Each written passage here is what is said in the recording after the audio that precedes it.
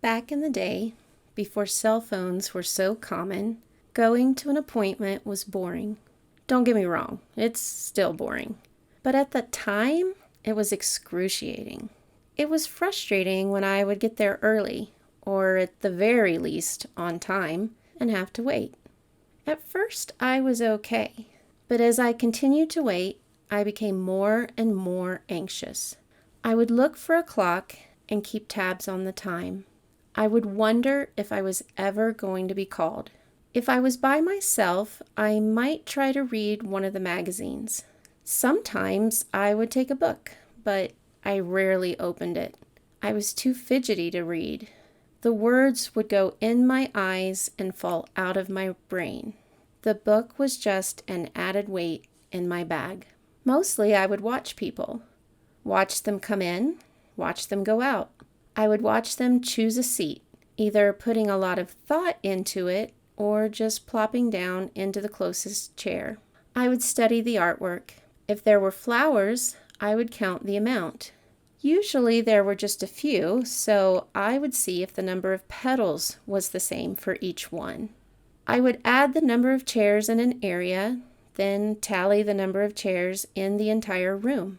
I would recount to see if I had been accurate the first time. After a while, I would do it all again because I couldn't remember the first number. Or if I did remember, I would count once again just to see if the quantity was still the same. I would just spin my wheels, waiting to go back. I would contemplate leaving. Did I really need to be there? It was the hardest to wait when I had other plans. Something I was going to do after the appointment. If only this would happen so I could get on with my life. And eventually I was called back. Finally. They took my blood pressure, weight, and asked questions for a few minutes. I would be excited that things were starting to happen. Once I was taken to a room, I might have changed into a paper gown.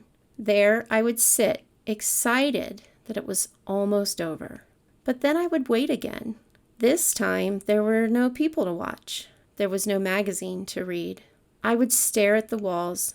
There would be an exit plan on the back of the door. There's always an exit plan on the back of the door. And I would try to memorize it. Maybe a poster would warn me of the dangers of high blood pressure or not exercising. That was what it was like when I was trying to discover my purpose.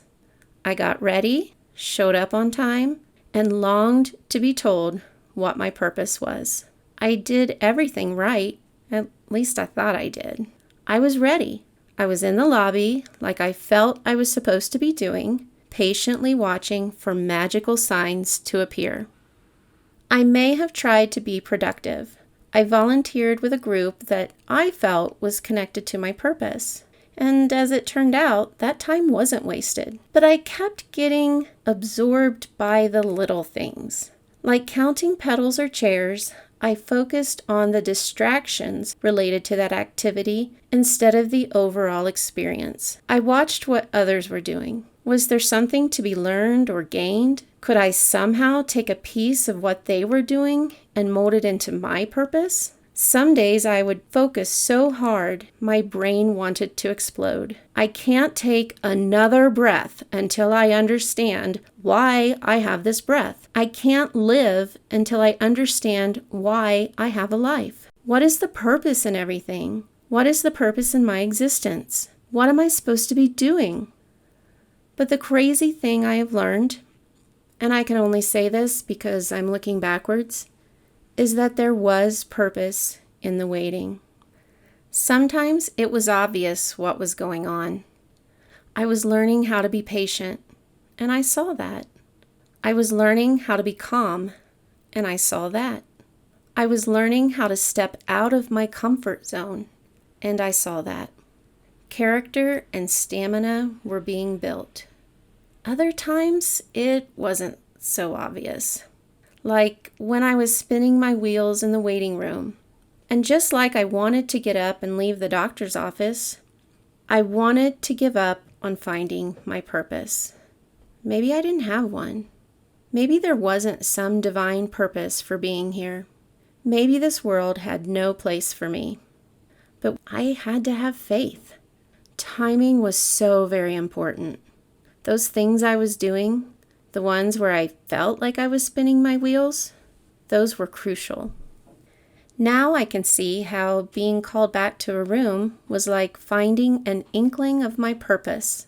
I was almost there, but not quite. There was more to learn, more to understand. Was I wasting my time? Usually by memorizing the exit sign, I was familiar with the maze of hallways and able to easily navigate my way out of the building. And just like studying the map, I needed to understand how my purpose fit into the scope of the bigger picture so I could move forward with strong strides, knowing where I was going. Or how the posters I examined were related to my visit. I was better able to understand my body and how it functioned. And in understanding myself better, it would help me live out my purpose. That is something I never would have done if I hadn't been forced. I had waited my whole life to get to that point. I didn't want to wait any longer.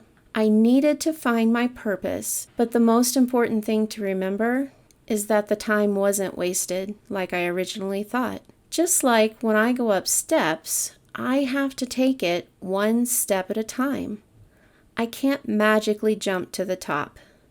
I may be able to skip one step, but I can't skip all of them. Each mundane, boring placement of my foot is necessary to get to the next one, and the next one, and the next one. And just like a doctor coming into the room, my purpose opened the door and walked in. Suddenly, I reached the top.